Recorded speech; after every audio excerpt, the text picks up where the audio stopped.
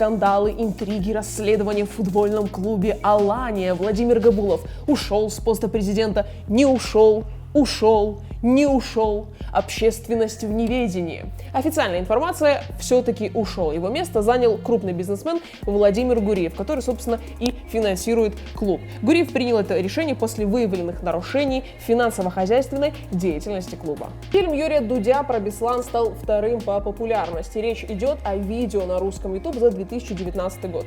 Данные опубликовала компания Google. Первое место заняло видео, набравшее 25 миллионов просмотров. Фильм Юрия Дудя посмотрели более 18 миллионов раз. Во Владикавказе объявили конкурс на лучшее новогоднее оформление. Можно украсить дом, двор или офисное здание. Для участия в конкурсе необходимо прислать фото или видеоматериалы на электронную почту городской администрации. Подробности в ленте Осетия.News.